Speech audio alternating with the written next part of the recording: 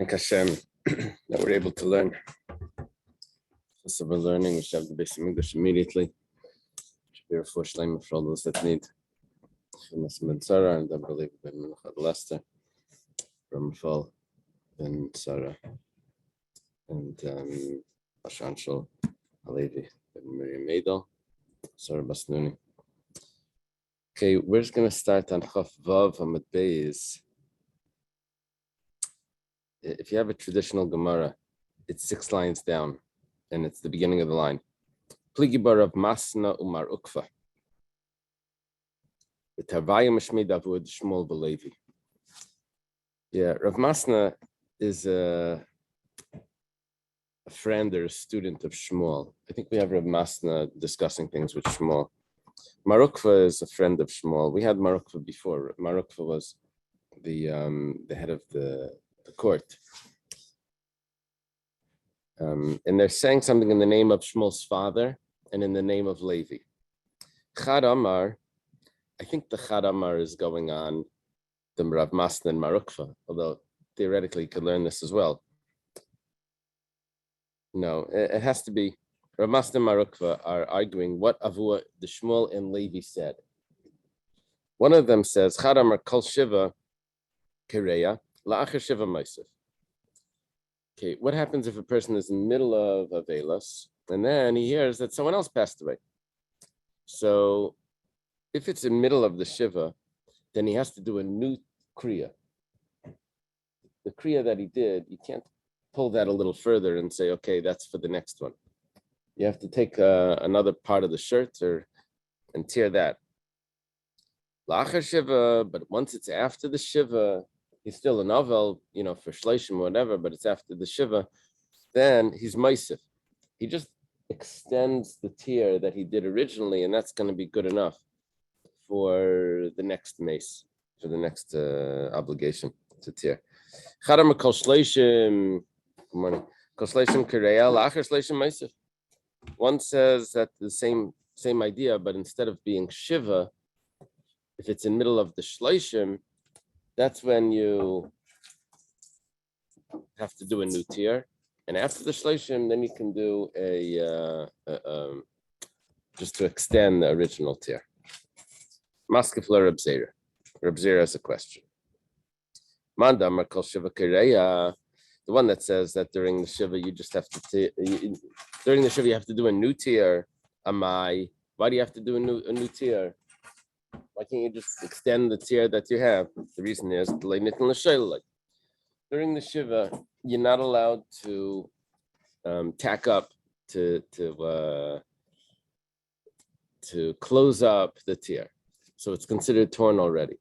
So when you're just going to pull it more, it's not really recognizable that the person is doing a new tier.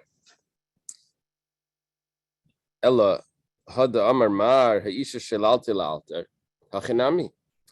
According to the logic, what's going to come out is that the reason, the contrast, the distinction between during Shiva and after Shiva has to do with, is it halachically permissible to close up the tier?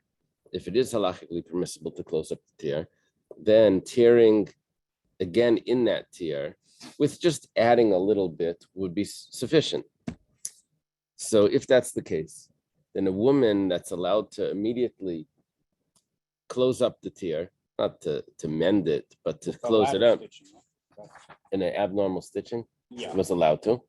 So if that's the case, then she should be allowed to extend that same tier even during the Shiva. Because once it's halachically permissible, we consider it like as if it's already closed, and then extending it is acceptable. So the halacha should change for a woman. We didn't see that. You don't sew it up. Yeah. So you can't just simply you can't just take advantage of that tier because you have to do it throughout that whole shirt. No. Yeah, but you're coming from a modern perspective that if there's a tear in the shirt, you throw it out. Okay. The old perspective was that you can't mend it to make it perfect, but if you can close it up, it still functions. they would still wear anything, any So- clothing that could still function. So the shirt would get thrown out, it gets sewn up. Yeah, it would get sewn up. Now, if it's sewn up, so then you could tear that again. Now, you couldn't tear it just that amount. You'd have to do a little addition. But what we're asking is that that little addition could be done for a woman even during the shibin. We didn't mention that. That's Reb Zera's question. Gemara answers. Hasam mishum kvaydishu. The fact that we sew up the woman's clothing even right away is just for the honor for the woman. It's not the halacha of avelas that the tear is not necessary to be there. It still needs to be there, but we just had to sew it up. There's another reason that we're sewing it up, but it's not changing the din of the avelas that it's still supposed to be torn. So therefore, the person would need to do another tear. The woman would need to do another tear. Manda, okay. Manda Amar Kal Shleishim Korea. Now we ask on the other opinion. The other opinion says that during the 30 days, the person would have to do a new tear if there's another passing. Why? Because the person can't mend it during the 30 days. After the 30 days, he can mend it, unless it's apparent. For another relative, they can actually mend up the tear. They can weave it. During 30 days. After the 30 days. Yeah. For a parent, never, and I think they said for a nasi, never, or something. But for a parent, that the person is never allowed to mend it. The same halacha should apply. That how come we're saying after 30 days, a person would just need to extend the original tear. Why? Because it could be mended. And once it could be mended, it's as if it was mended. And then once it's as if it's one mended, as if it was, and then it could extend the tear and it's considered like a new tear. Problem is for the parent, he's never allowed to mend it. So why would he be allowed to extend the tear? Why would that be sufficient? The Gemara says, Hasim Mishum Kavod V'imahu. It's not a halacha in the avelas, in the kriya. It's a din in hilchos kibbud aveim. It's not a halacha in hilchos kriya. Okay. Yeah.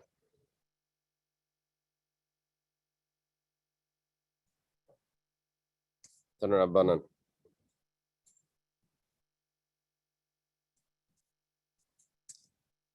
Rav Braisa.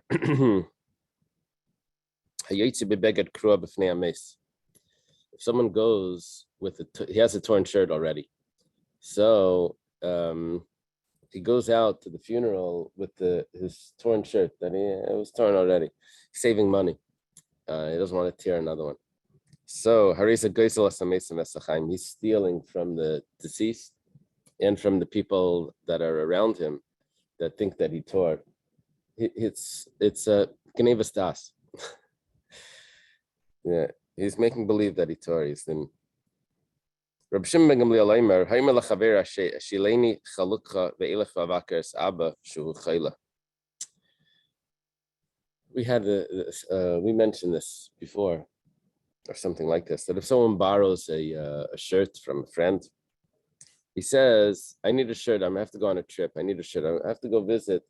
He has to go visit his parent that's sick, his father. So he mentions what the trip is about. And then he ends up going, when he gets there, he sees that the father had already passed. So Kireya, he tears the borrowed shirt. And he mends it. He's mends it after the 30 days, I guess. Usually you're not allowed to mend. But here he does mend. He returns it to him. He gives him the value of the tear. Maybe, what does it mean, the value of the tear? The decrease of value because of the tear and the mend is still not perfect? Or does it mean the value of what it would have costed him had he had torn something else? I don't know. But he already repaired it. It says umacho. He repairs it. Here it says according to the decreased value. Decreased value. Okay. Nice to make her. Okay. He gives it back to him and he gives him the payment. But if he didn't tell him originally that he's going to visit the parent that's not well, then there's a problem there. And you can't tear it. Can't tear it. The person never agreed to that. Yeah. That's what we said. We had a Gemara before that if someone couldn't tear at the time because he didn't have his own shirt, we mentioned that. And then he gets it later. Does he tear then? There was a discussion before. How would that be possible? Because he didn't tell the person that what he was doing with that shirt. Taner Rabbanan.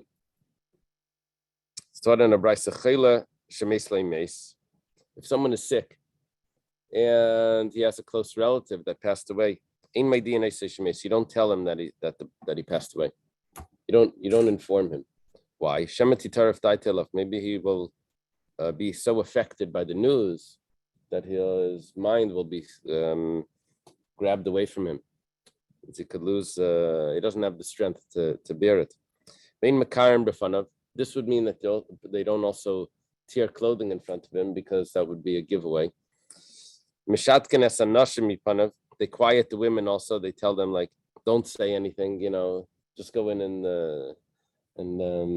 say hello. No conversation. Moed Kattan Daf. This is another halacha.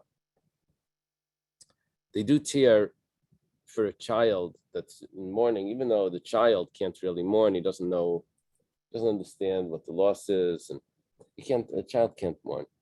So, but nevertheless, they tear his clothing so that other people should look and they should be able to see how sad it is.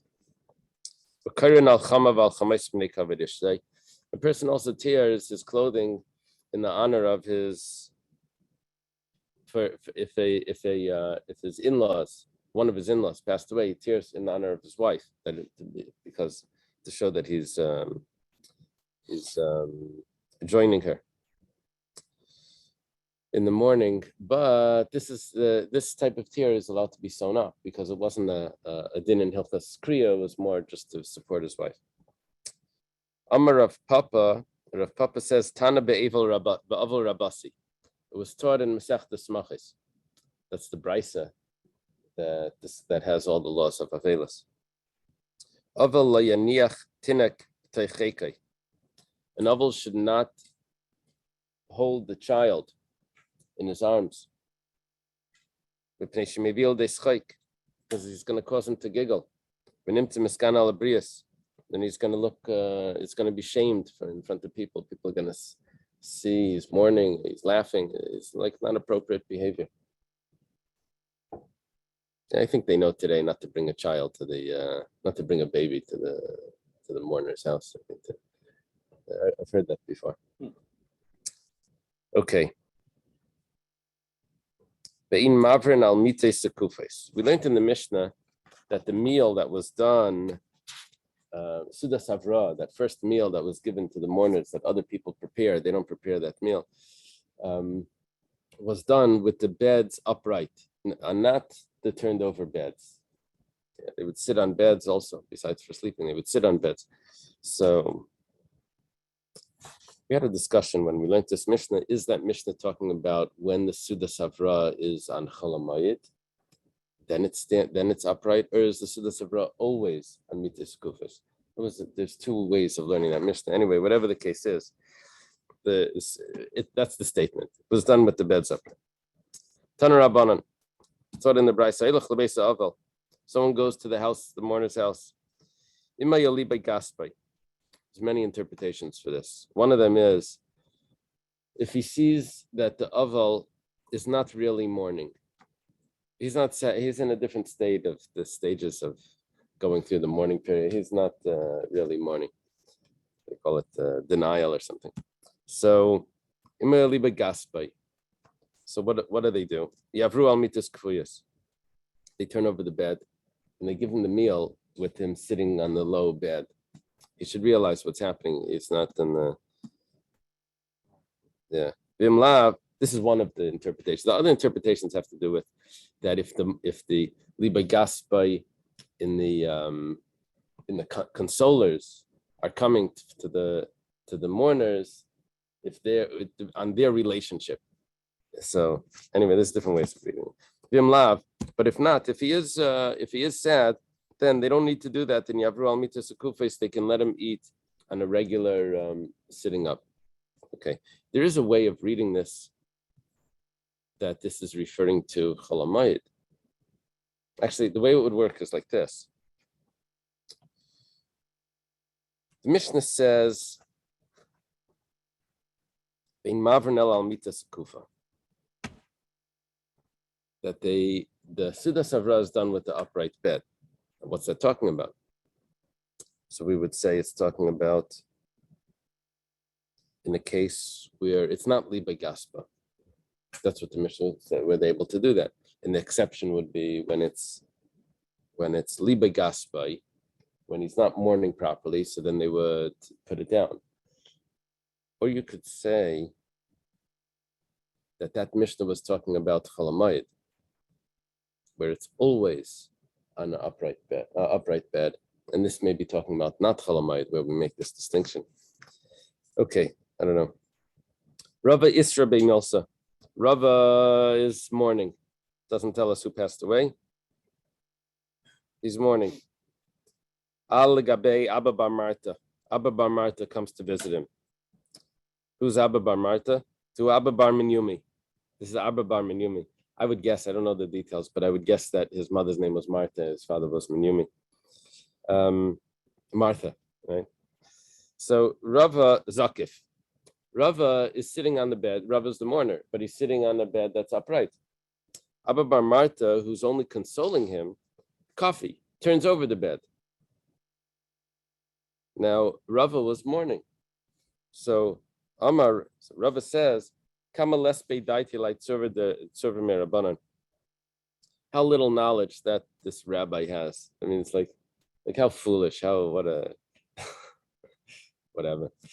He doesn't understand that I'm mourning, and I don't need the bed turned over during the Siddha Savra. I guess it was like, he must have thought that it was Liba Gaspa, he wasn't mourning properly, and so he has to show him that he has to turn over the bed.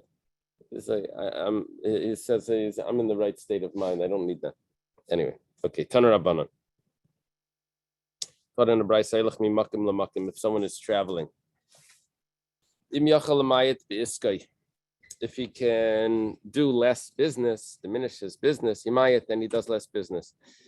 Yeah, it forgot to tell us the main point. He's traveling and then he hears that someone passed away. Yeah. Otherwise, we would have to learn it that he's an Avel. And then he went on a trip while he's in Avelis. How could he leave the house while he's in Avelis? Rashi, Taisus quotes a Rashi that he heard that someone passed away while he was traveling. Taisus says it's not necessarily so. It could be that he left the house even though he was an Avel, even though we said the first week he's not allowed to leave, but for certain things he would be allowed to leave. So he should try to do less business. The imlav, if he can't, then yigalgal imayim. What he should do is his business should be included with other people.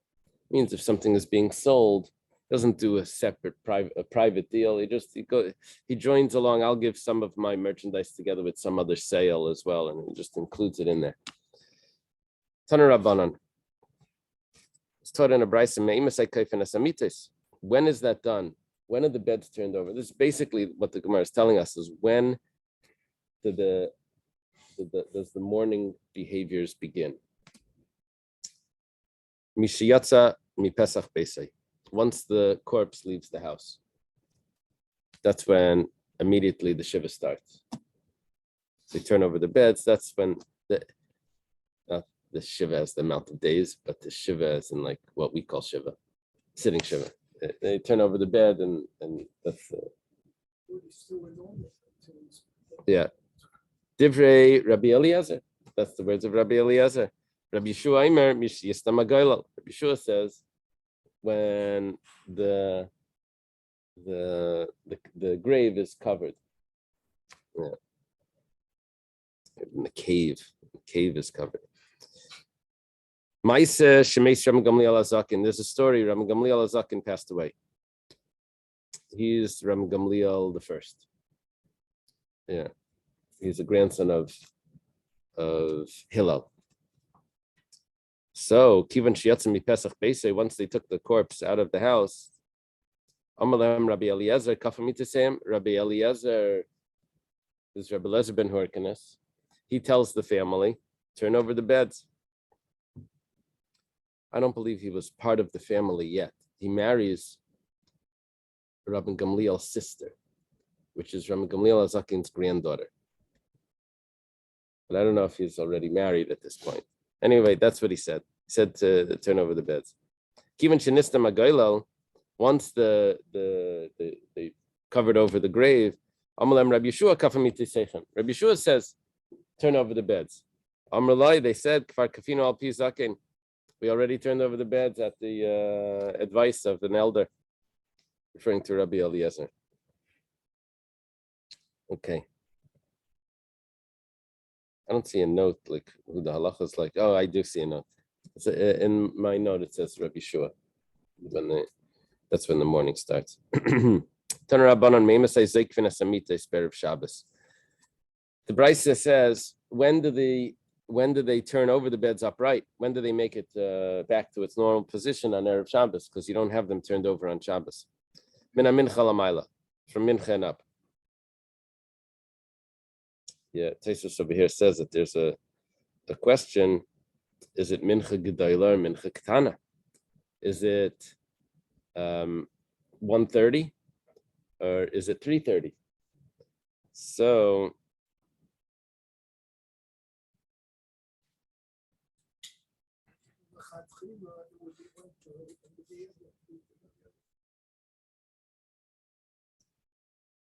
I'm thinking of stopping work and Erev Shabbos. oh. Better to stop much earlier, but if we can't, then it's stop 2,500. Right. The first source of not sitting on a chair, I think Taisus is this Taisus. He says this must be the support. This must be the source, not to sit on a chair.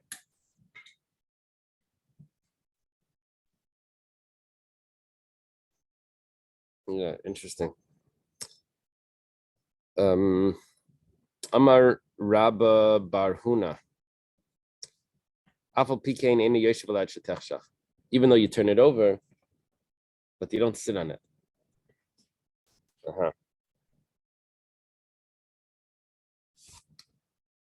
Yeah, you don't sit on the bed that's got turned over. Oh, you're busy preparing for Shabbos anyway. When you turn over a bed, you just mean Flip it over, mattress yeah. over? Yeah, but it doesn't mean the mattress, it's the bed frame.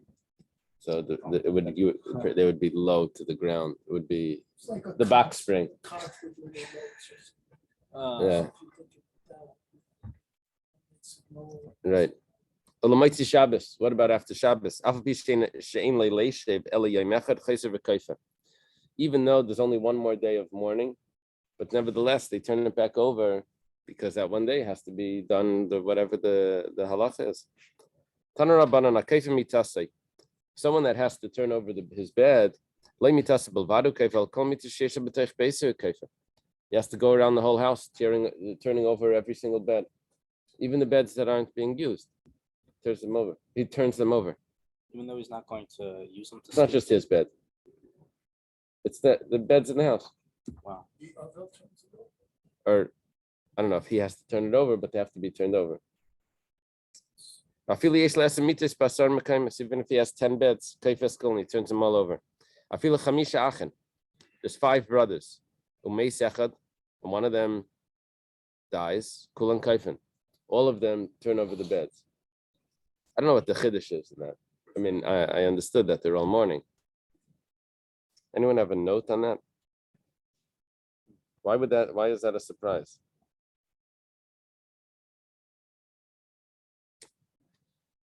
Okay, I don't know. Oh, here is an idea. It says, since they are situated in different parts of the house and it's customary to use them, they must therefore be overturned. If, however, they are all merely stacked in one place, they need not be overturned.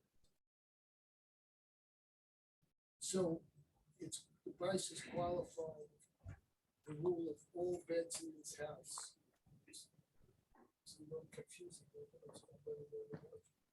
Even though the mourner sleeps mainly in the house of the deceased, he must nonetheless overturn the beds he has in other houses he owns. Wow. Okay.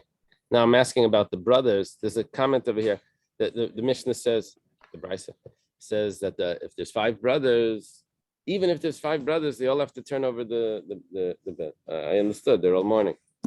Here, their comment is that although the remaining brothers will each be sleeping in his own house and not in the house of the deceased, they must nonetheless overturn their beds. The requirement to overturn the beds is not the result of the death of having occurred in the house, but the obligation incumbent upon the mourner, which thus applies to him wherever he stays. Okay.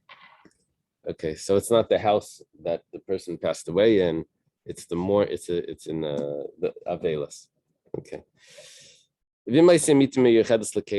there was a bed that was used to store vessels on, no, that's probably not a bed. They probably mean like a counter or something, whatever. So that doesn't need to be turned over. Dargish. A dargish, which the Gemara is going to tell us in a minute what it is. That doesn't need to be turned over. That could stay standing up. Reb Shimon ben Dargish matters kavitav. Reb Shimon ben Gamliel says that the dargish you have to let the loops loose and you let it collapse. Sounds like it's a hammock. You let the thing fall down. My dargish, what is a dargish? Amar Ula Arsa de Gada. Ula says that it's a bed of Gada, which means good luck. Gada, good luck. Yeah. Amar, this is it's like the chair that no one sits in.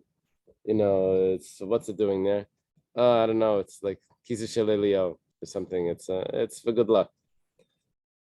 So Amalei Rava Elamayata Gabi Melech Rabba. I'm sorry. Rabba says to Ula, by a king it says the Tanan Kolam Mesubman Alarts V'hu Meisavala Dargish. The king sits on the dargish. When it comes, if the king is mourning, everyone sits on the ground and the king sits on the chair. Is there such a thing that because of mourning, there's a chair that he never sits on, and now we have him sit on it? Do we do something like that? That we change that seat and now? So Maskefla Ravashi says, my kusha, what is the problem?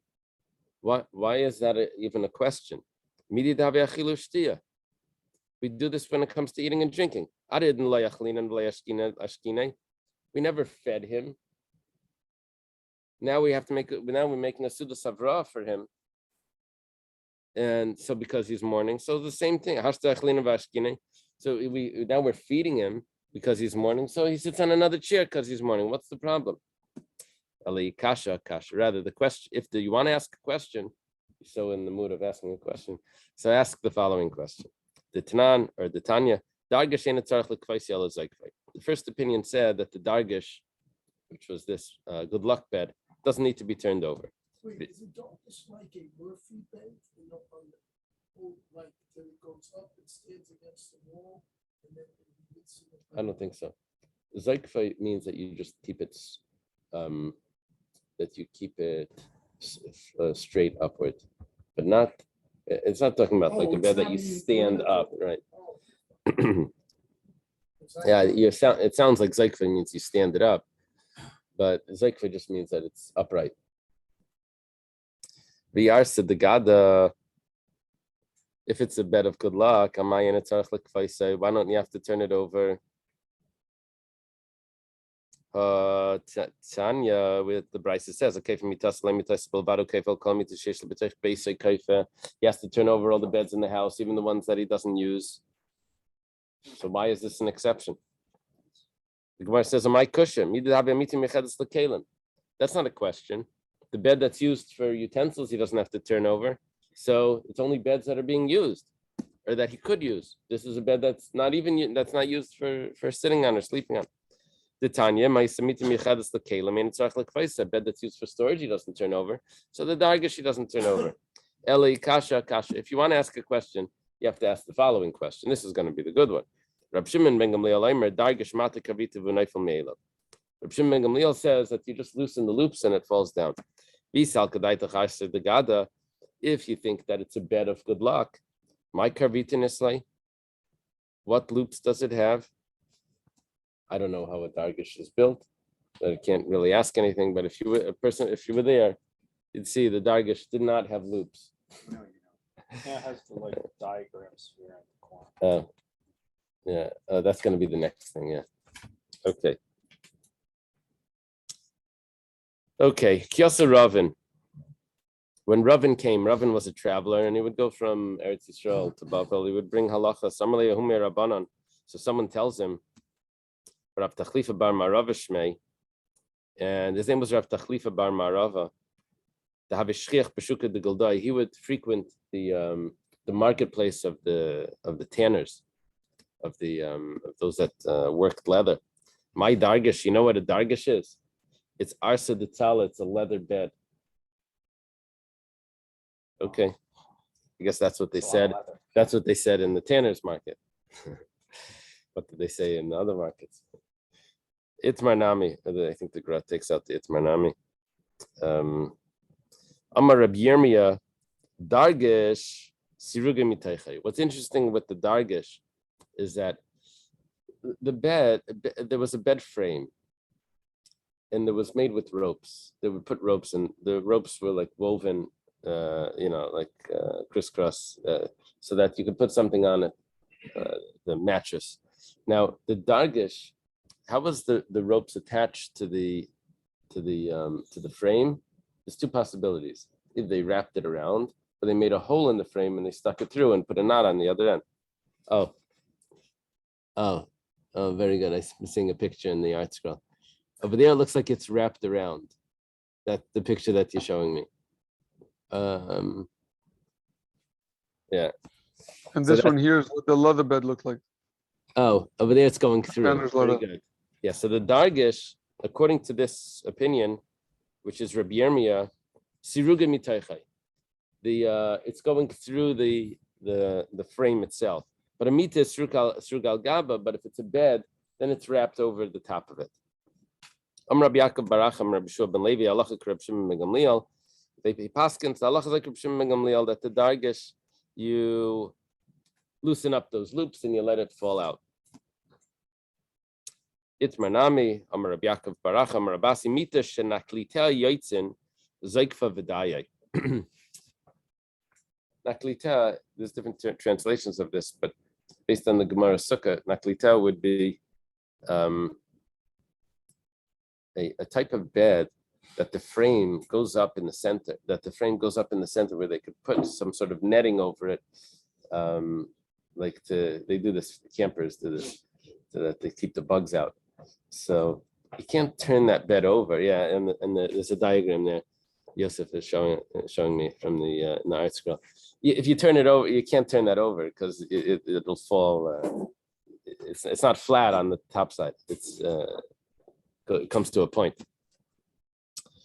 So you can't turn that bed over. So that bed you just leave it upright. Taner Rabbanan. Yoshan al gabi kisei al gabi yudaina gedola al gabi karka liyatzi yadei chevasei. Someone could say like this. You know what? It's such a hassle to turn over the bed. I'm just going to sleep on chairs. I'm just going to sleep on top of a big mill.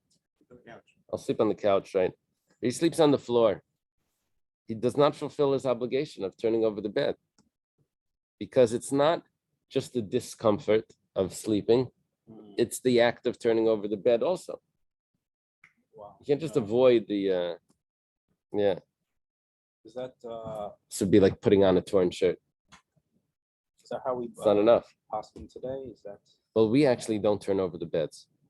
We just sit on a low chair, but we don't turn over the beds.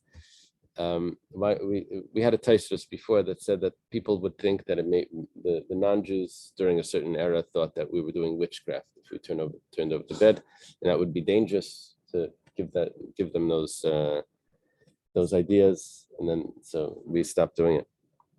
Amar Rabbi Yochanan explains, it's like Kiyam Kviyas Amita.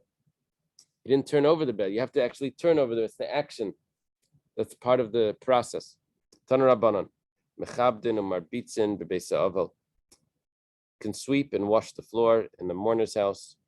Madichin kares, you can wash the bowls, kaisis, the cups, tzleichas, the jugs, kitainis, the pitchers, bebeisa aval.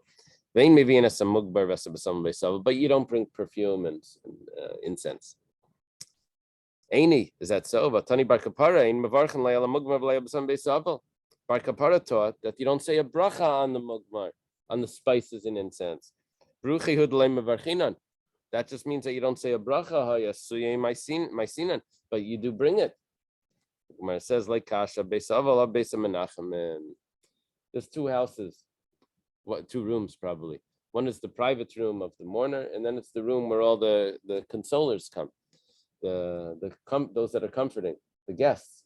In that room, you can put perfume. You put incense. Okay, there's different ways of learning that as well.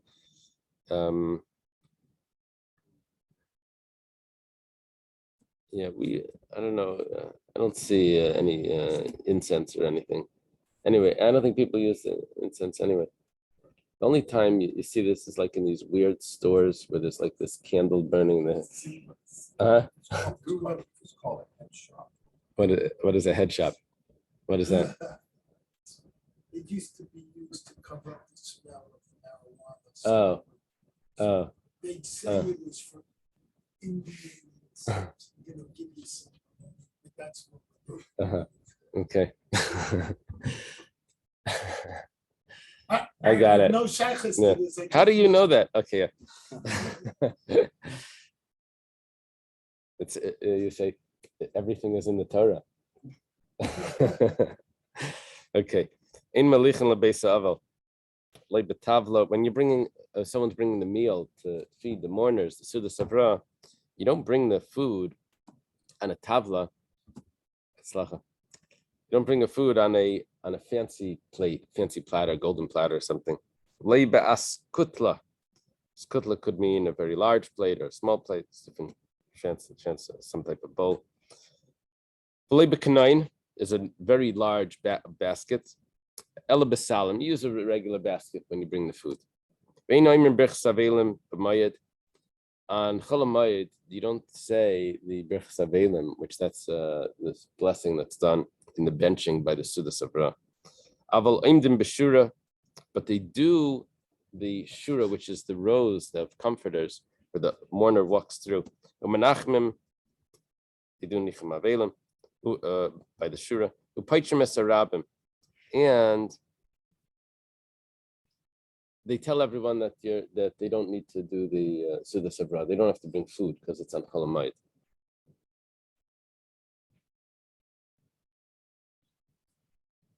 That's one pshat. Another pshat over here is after they do the Shura, they tell them you can go home now. It's Chol Hamoed. You don't have to do any more Nichem Avelim. Okay. The bed is not put down in the street. So they shouldn't do a hesped. Talking about on Chol Hamoed, they're not supposed to do a hesped unless it's a Talmud Chacham. A regular eulogy is not done on Chol Hamoed. They just do the burial without the eulogy. They would do eulogies along the way. They don't do that on Chol Hamoed. So therefore, they shouldn't put down the bed either. But the bed of a woman is never put down covered because of the respect of the woman. She shouldn't be laying there. And the commentary here says it's possible that some things could flow from her body, fluids could flow from her body, and that would be disgraceful. So for her respect, we don't do that. Tanur Rabbana was taught in the Brayso very Shaina. Originally, they would bring to the mourner's house Ashirim, the rich people, the kalse shel kesef shel zav, and platters of silver and gold. And and the poor people would bring in these wicker baskets. And the poor were very embarrassed. Hiskino, so they instituted no one should be embarrassed, and no one should. They made guidelines of how it should be done, not to embarrass the poor. I feel like the firm will bring these $80 baskets. Yeah. The guy brings an apple and a drink. Yeah, a bean and a raisin. Okay, Taner Rabbana was taught in the Brisa, Berishena Yamashkin Beis Avel. Originally, they would give the Avel to drink. Ashirim B'schuchas Levana. The rich would give in white glass. Vaniyim B'schuchas Tzvua. And the poor in colored glass. That means they couldn't get the fine glass. Vayaniyim Mispaishim, they were ashamed.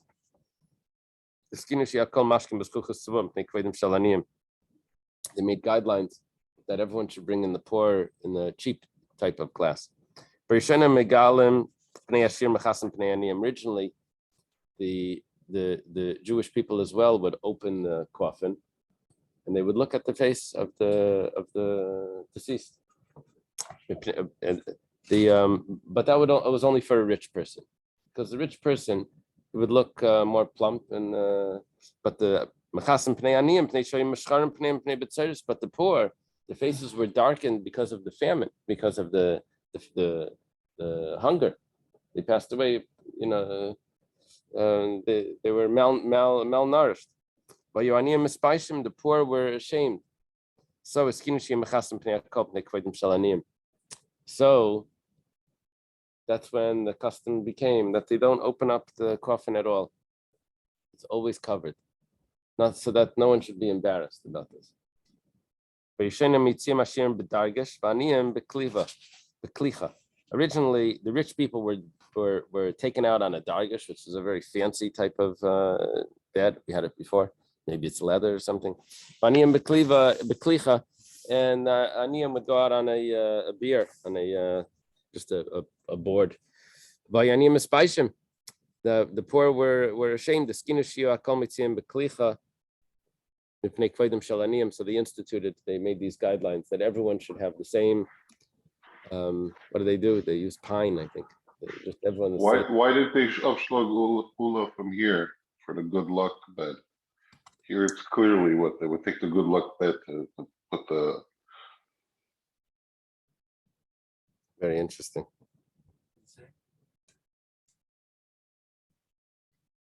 Maybe no. Chaim is asking a very interesting question. Ula translated that my dargish. Ula says that it's a good luck bed. So they had questions on him. They said, "How could it be that it's a good luck bed? The king sits on it." Finally, the real question that they asked was, if it's a good luck bed, so what is it? What does Reb Shimon ben Gamliel mean that they loosen the loops?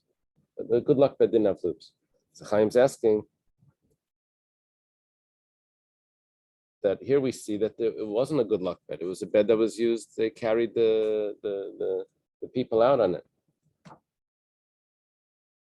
Maybe I mean, I had to know what was going on there, but maybe it was used as a good luck the whole time, and they only used it once. Maybe that's the answer. They only used it for. The guy they bury the guy in his favorite suit, right? Oh. So maybe they carry him out in his favorite chair. That would be a question on Ula. Yeah. Good luck, that is. Really? Good luck, that.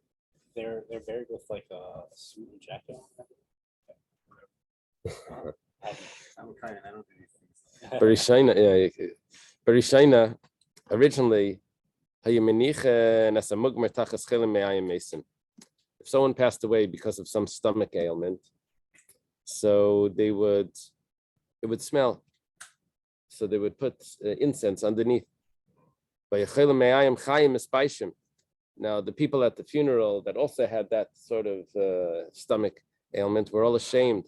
Why? They thought this is what they're going to have to do for them.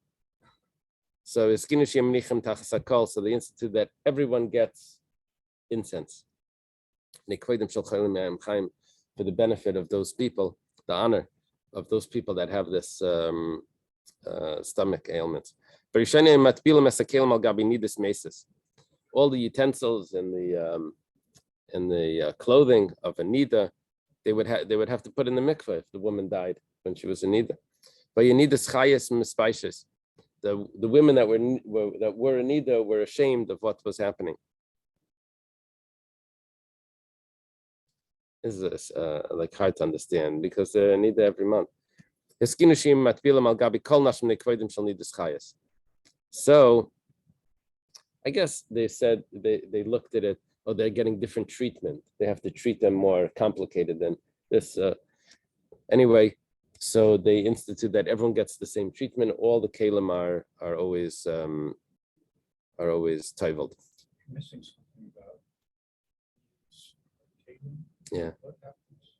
That's it. Becomes tummy. Until she. No, she goes to the mikveh, but the kalim have to also go. No, the kalim need to go to the mikveh as well if she wants to use them for truma or whatever. Yeah, it's complicated. Yeah. It seems to be, excuse me, the term hospital, but we always, that is the common denominator of all that great, small, rich, poor. That here we're learning these leaders that we should do also as a common denominator. Right. For people that Right. Very good. Very good. Dr. Stein has a nice comment. He says that the common denominator of people, I guess, what they have to, besides paying taxes, is death. So the mussar of that is that we're all the same. That we try to do. We shouldn't change that. That people are treated differently even then. But that's real Jewish because the underworld, it's the opposite. Like they have it's a super Cadillac, takes the person to the grave, and they sort of upgrade everybody, or it's a business. That you go into debt in order to. Wow. You have the fanciest coffin. How can you not have the fanciest coffin? What do you say, the upgrade everybody? Yep. They would do the same. They would have to put everything in the mikveh if the person was a zav, that he had an emission, he was tummy. So the people that were a zav were embarrassed to see. So they treated everyone the same, and they put everything in the mikveh. It used to be the clothing of the mace was so expensive that it was harder to pay for the clothing than it was on the people than the fact that he passed away. They didn't know how they're going to come up with the funds. People, they would just leave the corpse. They wouldn't bury him. Rav Gamliel resolved this. He set an example. When he passed away, he had them just put him in linen. Everyone afterwards, they did that. Rav Gamliel can do that, and then they changed the price on that. Rav Papa says now the custom is to use stradas like canvas, the cheapest type of clothing. Okay, let's leave this here. Sayim b'tayv.